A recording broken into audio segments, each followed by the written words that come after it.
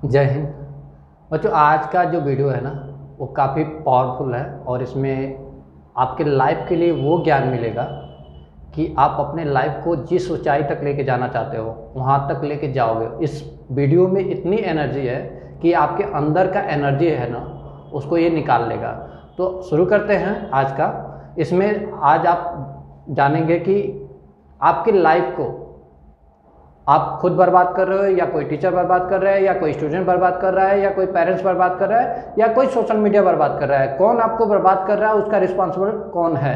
तो इसी टॉपिक पे मैं बात करने वाला हूं और इस टॉपिक पे मैं चर्चा करने वाला हूं। विपिन सर जो है हमारे साथ, आपका वेलकम है हमारे चैनल पे।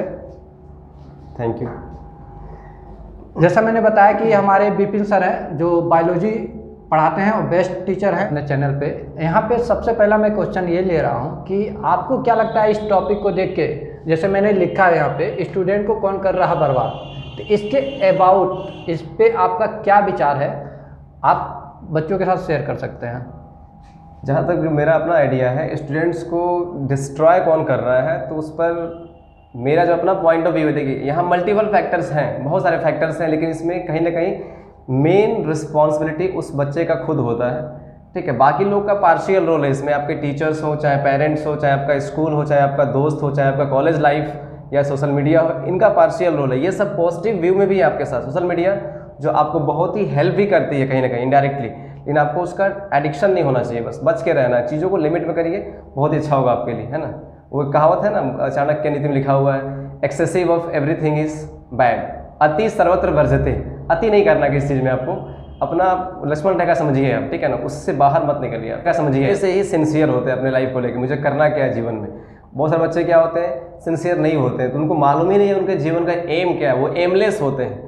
तो जिनके पास एम है वो फोकस्ड होते हैं कि मुझे डॉक्टर बनना है, मुझे इंजीनियर बनना है, मुझे पायलट बनना है, तो वो तो आराम से उस ट्रैक पे चले जाते हैं। बाकी बच्चे राइट रेस में फंस जाते हैं, चूहे की दौड़ में। देखा देखी मेरा दोस्त ये टॉपर है, वो ये कर रहा, मैं भी यही करूँगा, क्योंकि उसको अपना खूबी नहीं मालूम है, अपना जो रियलिटी है उसको नहीं मालूम है। अगर उसको अपना रियलिटी मालूम हो, केवल राइट रेस में नहीं बचना आपको, मतलब दुनिया में बहुत सारे कोर्सेस हैं, उसको आप करके आप जीवन जी सकते हैं अच्छे से, आप अच्छा अर्निंग करके अपना जीवन जी सकते हैं। जरूरी नहीं केवल आप एम्स से ही डॉक्टर बने या आप IIT मुंबई से ही आप इंजीनियर बने, है कि नहीं। बहुत सारे साइड ऑप्शंस और भी हैं आपके पास। तो आपका अपना खुद का एम बहुत ही परफेक्ट हो, तब आप आराम से आगे बढ़ सकते हैं। नहीं है तो बहुत सारे हमारे जो टीचर्स हैं, आपके पेरेंट्स हैं, वो भी आपको अच्छा आइडिया दे सकते हैं, उनकी बातों को मानकर भी आप लाइफ में आगे जा सकते हैं। राइट, ये चीज़ें आपने बिल्कुल सही कहा, लेकिन उसमें कुछ पॉइंट मैं ऐड करना चाह रहा हूँ। जैसे कि आप देख पा रहे हो कि आजकल बहुत सारे बच्चों से उसके पेरेंट्स से पूछता है कि आपको क्या करना है, तो वहाँ तो उनके पास जवाब नहीं होता है। तो फिर क्या किया जाए, और वही कल को बच्चा कहता है कि मेरे को जाके ये तैयारी करना है। हाँ। और कहाँ से आइडिया आ गया, या तो किसी को देख के आ गया। तो कई बार होता है कि आप सोच लो, एज आप एक डॉक्टर हो, मैं इंजीनियर हूँ, तो यहाँ पे आप भी अनुभव किए हो, मैं भी अनुभव किया हूँ कि अगर हमको कोई गाइडेंस नहीं दे पाया अच्छे से, तो आज हम गाइडेंस दे रहे हैं, तो कहीं ना कहीं हम अपने पास्ट के लर्निंग से, और आप भी अपने पास्ट के लर्निंग से और प्रेजेंट के लर्निंग से दे रहे हो। तो इसमें सबसे बड़ा एक फैक्ट देखिए कि एक स्कूल का कोई टॉपर बच्चा है, तो पूरे इंडिया से टॉपर बच्चे आप निकालिए तो 1 लाख से ज़्यादा बच्चे टॉपर निकल जाएंगे, और 1 लाख से ज़्यादा टॉपर बच्चे निकलेंगे हर स्कूल से, और 1 लाख सीट आपको डॉक्टरी में मिल जाएगा, 15-20 हज़ार आपको IIT में मिल जाएगा। और इन सीट के लिए आप देख रहे हो कि टोटल दोनों को मिला जाए, डॉक्टरी और इंजीनियरिंग की, तो कम से कम 30 लाख बच्चे एग्जाम दे रहे हैं। और सीट कितने हैं, 1 से 1.5 लाख, 2 लाख मान के चलिए। और वो 2 लाख टॉपर बच्चे ऑलरेडी पहले से कहीं से आ रहे हैं, और पूरे इंडिया से उसके पीछे, अगर उसका कुछ वो नहीं है, उसको अपने अंदर का पोटेंशियल नहीं पता है, उसके अंदर का वो स्किल नहीं पता है कि मेरा इसमें बेस्ट जाएगा, अगर वहाँ पे वो जाके 4-5-10 लाख रुपए भी लगा देता है, वो बच्चा जिसमें वो एनर्जी, वो कम्पीट करने की क्षमता और कैपेबिलिटी कैलिबर नहीं है, तो वो 5-10 लाख रुपया अगर वो लगा रहा है, या उसके पेरेंट्स ही थोप दे रहा है जबरदस्ती है कि नहीं जाओ तैयारी करो, ये लगा रहा है, अगर ये पैसा अगर वो 9th-10th में ही वो कहीं FD कर दे बैंक में, तो उसका ब्याज अगर कैलकुलेट करो आप तो कितना आएगा। तो क्या इस तरह से भी तो उसका लाइफ सेट हो सकता है। अगर लाइफ सेट करने की बात कर रहे हो, एक तरह से जुआ खेलना है, तो आप खेलो, इस तरह से भी उसका लाइफ सेट हो जाएगा। तो ये भी तो नहीं सोच पा रहा है कोई गार्जियन। ये देख लो कि आप किस स्किल में बेस्ट कर सकते हो, किस स्ट्रीम में बेस्ट कर सकते हो, किस फील्ड में अच्छा कर सकते हो, उसमें आप झंडे उखाड़ दो। आप देखो कि वो नर्सरी से लेके चाहे 1 से लेके 5th तक अच्छा पढ़ा, 5th के बाद उसको कंपटीशन लेवल का तैयारी करने में अपना पूरा एनर्जी लगा दिया। उस समय से लेके वो जब तक आईआईटी का या नीट का या किसी भी फील्ड का एग्जाम निकाल नहीं लेता है तब तक वो अपना एनर्जी एक लेवल तक बनाए रखता है, मेंटेन करके रखता है। यही नॉर्मल बच्चे नहीं लगा पाते हैं और नहीं मेंटेन कर पाते हैं, डेट रीजन की वो फेल होते हैं और उसके बाद में पेरेंट्स भी उनको डांटते हैं। अगर बोर्ड का नंबर कम आता है तो अलग, और एग्जाम नहीं निकाल पाया तो अलग, इन सब के लिए उसको पनिशमेंट अलग अलग करके, इसके कारण कई बच्चे सुसाइड भी करते हैं। ये बहुत हार्श ट्रूथ था बाबू, ये बहुत ही कड़वा सत्य था कि बच्चे जो होनहार होते हैं फ्रॉम क्लास 6 to 12 यही पढ़ाई आपका असली, एनसीईआरटी को आप अच्छे से खा जाइए, मतलब समझिए अच्छे से, राइट। तो वो फोकस होकर पढ़ते रहते हैं फ्रॉम क्लास 6 ऑनवर्ड, जब तक कि कोई कम से कम क्रैक ना कर ले। और वही जो बच्चे यहाँ भटक जाते हैं वो क्रैक नहीं कर पाते, सच्चाई है, ठीक है ना। ये बहुत बड़ा रियलिटी बोला सर ने, ये दिल को छू गया। अगर आपको वाकई में लाइफ में अच्छा करना है तो फ्रॉम वेरी बिगिनिंग, छोटे क्लास से आप फोकस होकर पढ़िए, आप इंटरटेन भी करिए, पढ़िए भी, फोकस नहीं पढ़िए, नहीं कि आप डिस्ट्रैक्टेड है यहाँ वहाँ घूम रहे हैं आप, ठीक है। बात सही है आपका, परफेक्ट लगा ये। मेरा नेक्स्ट क्वेश्चन आपसे ये है सर, जैसे कि यहाँ पे मैं लिखा हूँ पेरेंट्स, तो ये काफ़ी ज़्यादा बात हो गया पेरेंट का, और टीचर का भी कई बार होता है कि टीचर और स्कूल इसमें कई बार वो रोल अदा कर रहे हैं कि बच्चे को बर्बाद कर रहे हैं। तो आपका क्या व्यू पॉइंट है टीचर पे लेके कि टीचर कैसे बच्चे को बर्बाद कर रहा है या क्या कर रहा है? देखिए टीचर्स देखा है तो जस्ट लाइक अ मिरर है ना, एक कहावत है, शिक्षक आईना होता है बच्चे के लिए। बच्चा उस शिक्षक को देख देख के बड़ा होता है, एकदम उनका ही कॉपी करना चाहता है हर एक चीज़। तो टीचर्स अगर क्लास में अच्छे तरह से खुद को रिप्रेजेंट करेंगे तो बच्चे उनको अपना आइडियल मान के आगे बढ़ते हैं जीवन में, चाहते हैं कि हम भी गुरु जी जैसा बने, अपने आचार्य जैसा हम भी बने, और उनसे सब कुछ लेसन ले लेना चाहते हैं। अगर टीचर्स ही क्लास में आए और कुछ नेगेटिव वाइब पैदा कर दें, राइट, अपने बातों से या अपने लुक से या कुछ भी चीज़ों से, राइट, तो बच्चे वहाँ पर भी डिस्ट्रैक्ट हो जाते हैं, वो भी उनके जैसा ही बनना चाहते हैं। भाई हमारे गुरु जी जैसे हैं, रंगीला है, हम भी रंगीला बनेंगे, राइट, ये चीज़ें हो जाती हैं। तो बच्चा बिल्कुल एक मोम जैसा होता है, एक कच्चे मिट्टी जैसा होता है। तो गुरु एक कुम्हार है, जैसे जैसे चाहे उसको ढाल सकता है बच्चे को, राइट। ये चीज़ें हैं, ये मेरा अपना पॉइंट व्यू है टीचर्स को लेकर के, है ना। एज ए टीचर मैं भी थोड़ा सा इसमें ऐड कर दे रहा हूँ। देखिए इसमें क्या है कि कई बार होता है कि हाँ, अगर टीचर को उस फील्ड में नॉलेज नहीं है, जो बच्चा पूछ रहा है, तो या तो उस पर वो साइलेंट हो जाए, कुछ बोले ना, वो रिकमेंड कर दे जो इसका बेस्ट है, उससे आप एडवाइस ले। वहाँ पे कई टीचर क्या करते हैं कि उनको अगर नहीं आइडिया होता है फिर भी वो उसमें कुछ ज्ञान देना शुरू करते हैं, वो गलत होता है। और बच्चे के साथ वो थोड़ा सा बैठ के उसकी प्रॉब्लम को समझना चाहे तब वो बेस्ट करे। तो वहाँ पे बच्चे के प्रॉब्लम को समझना पड़ेगा कि बच्चे का प्रॉब्लम कहाँ पे आ रहा है, और उसके पेरेंट्स और बच्चे को लेके आपस में डिस्कशन करने का एक माध्यम अपनाया जाए, जहाँ पे पेरेंट्स को समझाया जाए कि आपके बच्चे में ये प्रॉब्लम है, आपका प्रॉब्लम जो बच्चा क्रिएट करता है यहीं से आता है।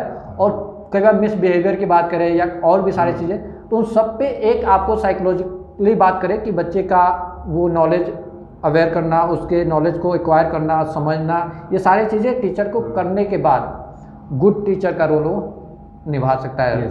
तो यहाँ पे ये चीज़ें होने चाहिए। अगर बात करें अब स्कूल का सर, तो स्कूल कैसे, कई बार आप भी सोच रहे होंगे कि आप बचपन में पढ़े हो, आप काफ़ी अच्छे स्कूल से पढ़े हो और सीबीएसई बोर्ड से आप रहे हो, तो आपको भी लग रहा होगा कि आप जो चाहे छूना चाह रहे थे नहीं छू पाए, तो आप स्कूल को दोष दिया अपने मन में या फ्रेंड्स को या किसी और को। तो मैं आपसे जानना चाहता हूँ कि कितना दोष है, अगर कोई बर्बाद हो रहा है तो स्कूल का उसमें क्या दोष है? देखिए मेरा मन में बहुत ही पवित्र भावना है इसके प्रति। School just like a temple, मंदिर जैसा, विद्या मंदिर जैसा है ना। स्कूल मंदिर जैसा होता है, बच्चा यहाँ जाता है अपने जीवन को तराशने के लिए, है ना। और स्कूल, सच बोल रहे हैं सर, माहौल काफ़ी फास्ट बदला है पिछले 10 सालों के अंदर में, 20 सालों में अगर देखेंगे, पास में जाएंगे अब 10 ईयर बिफोर तो माहौल कुछ थी, 15 ईयर बिफोर, 20 ईयर बिफोर माहौल कुछ था। हम लोगों के पास अपना एक सेलफोन आता है ना, कीवर्ड वाला सेलफोन आने में हम लोग ग्रेजुएशन कर रहे थे तब जाके मिला था, उसको फीचर फोन बोलते हैं। हाँ, वो वाला फ़ोन हम लोग को बहुत बाद में मिला, जब हम लोग चले गए डॉक्टर बनने तब मिला हम लोग, सोचिए 12 तक कुछ नहीं। तो आज का माहौल क्या है, स्कूल में बच्चे बहुत जल्दी क्या होते हैं, चाहते हैं किसी के साथ क्लोज हो जाना, मतलब कि अट्रैक्शन आ जाता है वहाँ पर, अपोजिट जेंडर के प्रति या बन जाएगा। तो खुद को आपको पॉजिटिव वाइब में रखना हमेशा स्कूल के अंदर में, और गुरुजी से, दोस्तों से अच्छा रिश्ता बना के रखना है, ठीक है ना। ये चीज़ मेरा अपना पॉइंट ऑफ व्यू है स्कूल को लेकर के, ठीक है। ये चीज़ स्कूल में क्या है कि अब मैं यहाँ पे एनपीए को भी लूँगा, जो एनपीए अपना पुराना सिस्टम था उसको चेंज किया, काफ़ी स्किल बेस्ड एजुकेशन लेके आया इस समय।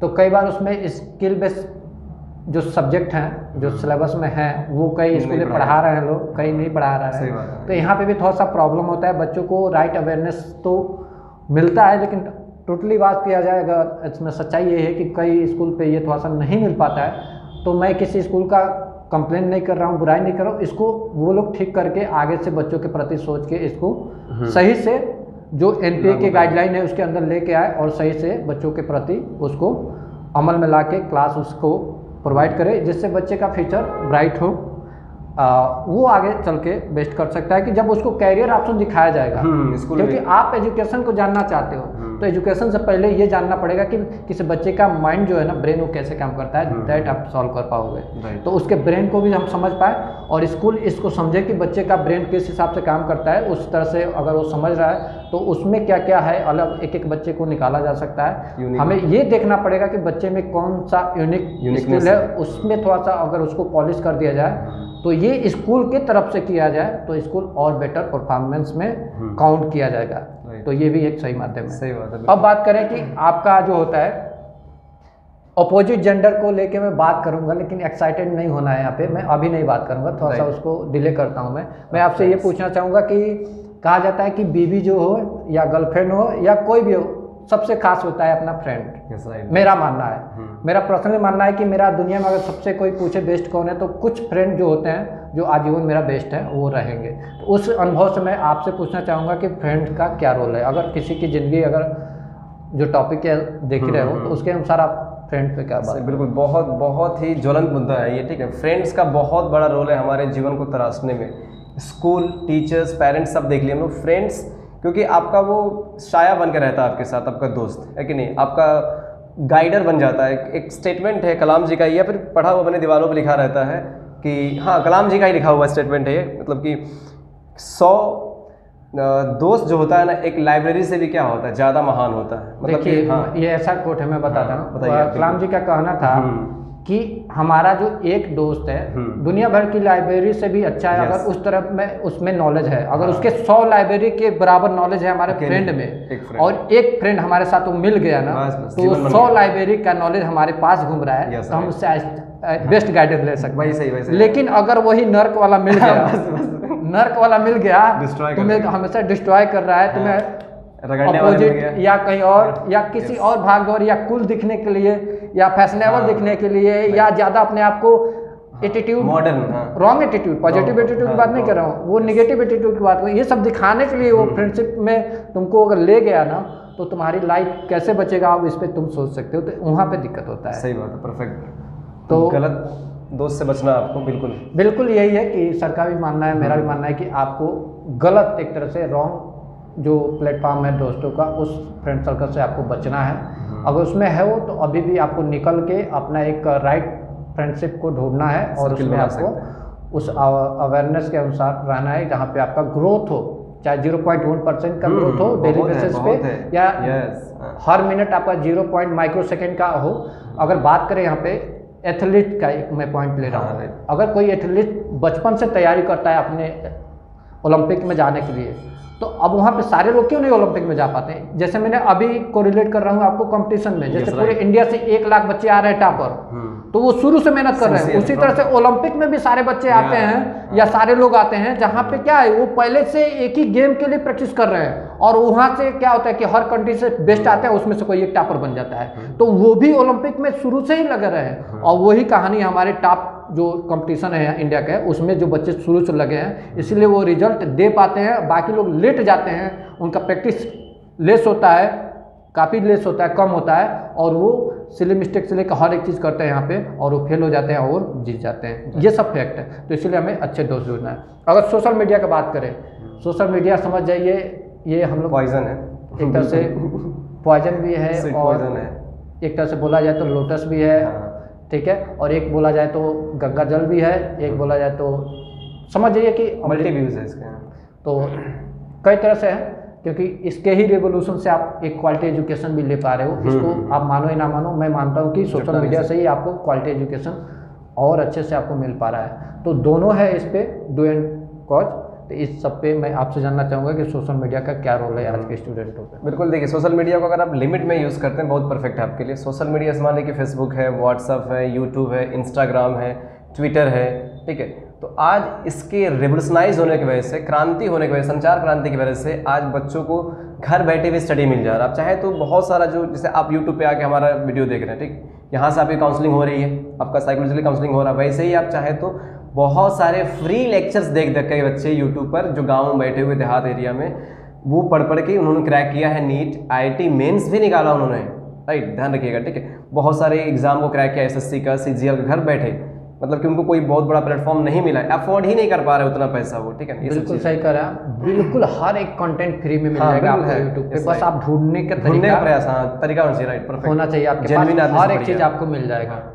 अब मैं ज़्यादा लेट ना करके आपसे कॉलेज के बात कर रहा हूँ, तो हाई स्कूल इंटर के बाद आता है अपना कॉलेज लाइफ, बहुत ही तो अभी तक यहाँ ब्लेम किया जा रहा है, तो कॉलेज को भी तो कई लोग ब्लेम कर रहे हैं कि वहाँ पे गए, वहाँ के सारे प्रैक्टिकल इंस्ट्रूमेंट पुराने हैं। क्या बात है, हाँ, प्रैक्टिकल इंस्ट्रूमेंट पुराने हैं। अगर आप कोडिंग फील्ड में जाना चाहेंगे तो उस लेवल का वो कोडिंग और प्रोजेक्ट बेस्ड वर्क नहीं करा पा रहे हैं, तो सॉफ्टवेयर डेवलपमेंट में बच्चों को बाहर से कोचिंग लेना पड़ रहा है, बाहर बाद में भटकना पड़ रहा है, और वो चीज़ें आप देख लो। और फिर से मैकेनिकल की बात करें या सिविल की बात करें या आपके डॉक्टरी में भी बात करें, तो उसमें क्या जो कॉलेज का रोल है, उसमें कितना लाइफ को बर्बाद करने में, ठीक है, आप बता सकते हो है या नहीं है, थोड़ा सा आप उस पर। सही बात है, हम लोगों ने हर एक टॉपिक है ना, दो व्यू देखा, पॉजिटिव नेगेटिव, ठीक है ना, सही बात है। इवन पेरेंट्स और teachers, school, opposite gender, friends, social media, वैसे कॉलेज भी, इसका भी पॉजिटिव व्यू क्या है, आपको यहाँ पर जाके ओपननेस आता है आपके अंदर में।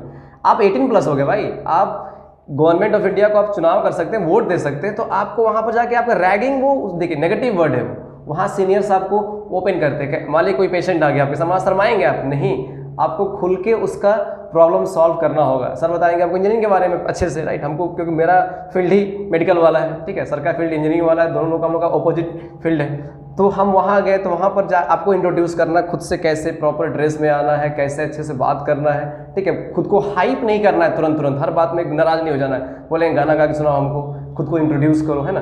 तो वहाँ पे आपको ओपननेस आती है, वहाँ जीवन बनता ही है आपका। और नेगेटिव भी है, सही बात सर ने कहा, बहुत सारे इंस्ट्रूमेंट क्या है ओल्ड पड़े हुए हैं, तो उनको उसको मॉडर्नाइज करना चाहिए गवर्नमेंट ऑफ इंडिया को या स्टेट गवर्नमेंट को, वहाँ जाके फंड देना चाहिए कॉलेज, ताकि क्या कॉलेज और इन्हांस हो, बच्चों का नॉलेज भी क्या हो इन्हांस, राइट।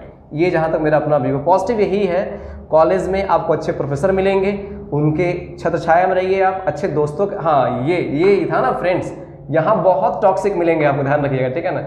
लोग बहुत सारे जो नेगेटिव होता है ना, जो एडिक्शन का जो होता है, लोग फैशन में स्टार्ट करते हैं, भाई पिक खिंचवाना हमको सिगरेट लेकर के, ठीक है, नेगेटिव चीज़ें ऐसे ही, मतलब शोबाजी में दिखाने के चक्कर में एक मारना भाई, ठीक है, ऐसे करते करते वो आपका दुर्लत बन जाता है, फिर आप चाह के छोड़ नहीं पाते, फिर आपको विड्रॉल सिंड्रोम आएगा। अभी लग रहा होगा सर, मैं बात करूँ तो यहाँ पे सबसे बड़ी बात है कि हर एक कॉलेज का अपना एक क्राइटेरिया है, उसके अकॉर्डिंग वो फीस ले रहे हैं, राइट, और फीस के अकॉर्डिंग वो टीचर हायर करते हैं, उसके अकॉर्डिंग वो पढ़ाते हैं। अगर आप बात करोगे PSIT का, या आप बात करोगे गोटिया का, LPU की बात करोगे, या SRM यूनिवर्सिटी की बात करोगे, तो ये एक लो लेवल की बात करें, जो NIT से नीचे ये सारे कॉलेज हैं। और NIT और IIT की बात करोगे तो वहाँ पे तो उस लेवल का थोड़ा सा प्रोफेसर हैं जो अच्छे करा दे रहे हैं, लेकिन उसके नीचे के जो भी हैं, बेस्ट टीचर, बेस्ट प्रोफेसर, वो चीज़ें नहीं मिल पा रहा है जो बच्चे सोच के जा रहा है वहाँ पे, तो वहाँ थोड़ा सा मेरे को लगा कि उस तरह के टीचर की जो है थोड़ा बहुत कमी है, उसको अगर पूर्ति कर दिया जाए तो यहाँ से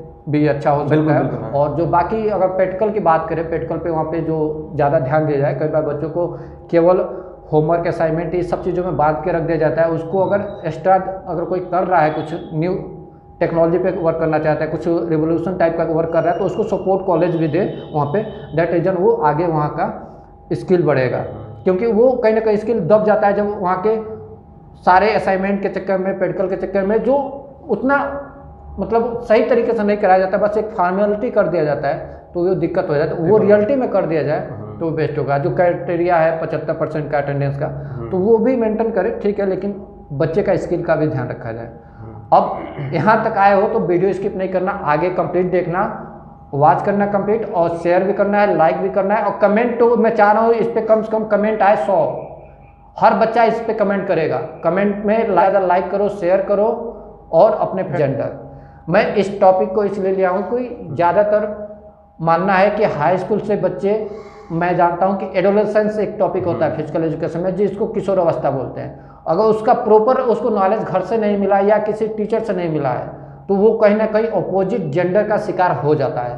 तो एडोलेसेंस का कैसे डेवलपमेंट, एक रोड मैप क्या होना चाहिए, यहाँ पे मैं आपसे जानना चाहूँगा सर। बिल्कुल सही। देखिए बायो का ही टॉपिक आ गया, क्लास 8 से अब पढ़ना स्टार्ट कर देते हैं एडोलेसेंस के बारे में। टीन एज जो आपके जीवन का ब्रिज एज होता है 12 to 18 ईयर्स, ठीक है। तो इसमें ये देखिए आपके बॉडी का जो हार्मोनल चेंज है उसी का पंप रहता है, तो आपके बॉडी पर उसका इफेक्ट आता है, आपके बॉडी को डिज़ायर होता है, हमको नीड आपको एहसास होने लगता है, लेकिन आप उस नीड को भी आप सही कर सकते, उसको आप देखिए दबाना नहीं है, उसको उसके ऊपर उठ जाना है आपको। देखिए युद्ध लड़ने से नहीं, उसके ऊपर हो जाइए आप, ठीक है। आप खुद को मेडिटेशन की तरफ ले जाइए आप, ठीक है। आप ध्यान करिए या फिर कुछ पुराने संगीत है उसको सुन सकते हैं मन को शांत करने के लिए, ठीक है। ऑपोजिट जेंडर्स देखा जाए तो ये बहुत ही पॉजिटिव भी है आपके लाइफ में, ऐसा नहीं कि नेगेटिव। भाई आप कोई टॉपिक पढ़े, शाम को बैठ के बात करिए उससे उस टॉपिक पर, या फिर क्लास में आके आप उस पर चर्चा कर सकते हो, तो उसका आपका नॉलेज ही बढ़ेगा कहीं ना कहीं। लेकिन आप यहाँ पर कुछ और चल रहा है और आप कुछ और कर रहे हैं तो फिर गड़बड़ है, राइट। तो इस ऑपोजिट जेंडर का आपके लाइफ में पॉजिटिव वाइब भी है, बस आप सेल्फ डिसिप्लिन हुई, आपका स्वयं पर आपका होना चाहिए काबू, अनुशासन, है ना। वर्ड ही है अनुशासन। अनु मतलब क्या होता है स्वयं, शासन मतलब क्या है खुद को रूल करना। जो आदमी खुद को रूल कर लेता है ना उसको कोई रूल नहीं करता दुनिया में, राइट। ध्यान रखिएगा, सेल्फ डिसिप्लिन बहुत ज़रूरी है आपके ऊपर। तो ऑपोजिट जेंडर कोई आपके लिए वो खिलवाड़ नहीं है कि आप उसको लेकर के आप बहक सकते हैं, भटक सकते हैं, ऐसा नहीं है। मेरा अपना मानना है कि अगर आपके ऊपर खुद का कंट्रोल है तो आप उससे चाहें तो आप उसका पॉजिटिव आउटकम ले भी सकते हैं और अपना पॉजिटिव भी उसको दे सकते हैं आप, ठीक है। ये चीज़ें बिल्कुल आपने सही बताया। लेकिन अगर मैं कहूँ कि देखिए बिना रूल का कुछ भी नहीं चलता है, तो आप स्टूडेंट हो, अब मैं बात कर रहा हूँ यहाँ पे अपोजिट जेंडर, स्पष्ट बताऊँ girls and boys, right, yes, खुला। आप अपने लिए रूल नहीं बनाओगे तो आपके लिए कोई और रूल बनाएगा, राइट। मान लीजिए आप गर्ल्स हो, आप किसी के प्रति अटैक हो रहे हो, तो अपने लिए रूल बनाओ कि नहीं अटैक होना है, अपने माइंड को ऊपर रखो। जितने भी ये आते हैं दिमाग में ना थॉट प्रोसेस, जितने ये सोच आते हैं अट्रैक्शन वाले, तो ये है, ये नेचुरली है, आपका गलती नहीं है ना आपके पेरेंट्स का या फ्रेंड का, ये नेचुरली है, ये आता है। लेकिन इससे ऊपर आपको उठ के रहना है और इसके लिए रूल बनाना है कि अभी मेरा जो टारगेट है, जैसे ओलंपिक में जाने वाला कोई एथलीट अगर शराब पीने लगे, अल्कोहलिक हो जाए, तो वो क्या कर पाएगा, क्या नहीं कर पाएगा। तो वही चीज़ है, आप अभी गोल बना के चल रहे हो फ्यूचर के लिए, और अभी से आप अटैक हो रहे हो इधर उधर, ठीक है, तोता मैना ये सब डिफरेंट टाइप के गेम खेल रहे हो, ठीक है। तो इससे आपका काम नहीं चलने वाला है। आपका एक लिमिट आएगा, उसके बाद आप देख रहे हो कि लोग कर रहे हैं, लेकिन आप पहले अपने रूल को बनाओ, अपने रूल को ब्रेक मत करो। और इन सब चीज़ों से बचने का एक सिंपल सा तरीका है कि आप मेडिटेशन, जो आपको अच्छा लगता है, जब भी आपको इस तरह का मतलब अट्रैक्शन का कोई ये तरह नेचुरली आ रहा है, तो उससे बचने के लिए आप आउटडोर जा सकते हो, आप फ्रेंडों के साथ या फैमिली के साथ एक हैप्पी लाइफ का कुछ ऐसा एक्टिविटी करके कर सकते हो जहां से आप फ्रेश हो जाओ, माइंड फ्रेश हो जाए, और वहां से माइंड आपका डाइवर्ट हो जाए एक हैप्पीनेस की तरफ, एक आपके टारगेट की तरफ। तो ऑलरेडी आप चेंज हो जाओगे। तो इन सब चीज़ों का आप ध्यान रखो। आई होप कि इस वीडियो से आप लोग एंजॉय करोगे। मैं आपका भी धन्यवाद करता हूं सर कि आप आए, अपना कीमती समय दिया और यहाँ पे काफ़ी अपना अच्छा व्यू पॉइंट रखा। अब मैं आशा करता हूँ कि आज के आने वाले फ्यूचर में भी ये वीडियो आपके लिए हेल्पफुल होगा। तो ज़्यादा से ज़्यादा शेयर करिए। ऑल ओवर इंडिया का कंपटीटर है, उसमें आप अपने आप को लाना चाहते हो तो अभी से अपने लिए रूल बनाइए। अदरवाइज कोई आपके लिए रूल बनाएगा तो आपको दूसरे का रूल पे चलना पड़ेगा, फॉलो करना पड़ेगा। आपका लाइफ कौन बर्बाद कर रहा है? कोई नहीं बर्बाद कर रहा है, सिर्फ आप उसके रिस्पॉन्सिबल हो। और दुनिया का कोई भी टीचर, कोई भी पेरेंट्स नहीं रिस्पॉन्सिबल है। आप अपने जो लाइफ है उसके खुद के मालिक है, खुद के रिस्पॉन्सिबल है, खुद के जिम्मेदार है। आप उसको ठीक करिए, जो भी प्रॉब्लम है ढूंढिए और उसको सॉल्व करिए। मैं इसी होप के साथ इस वीडियो को एंड करता हूं कि आप ज़्यादा से ज़्यादा बच्चों तक, फ्रेंड तक, पेरेंट्स तक इस वीडियो को शेयर करोगे, लाइक करोगे। Thank you once again, thank you sir. Thank you एक बार सर, बहुत बहुत धन्यवाद।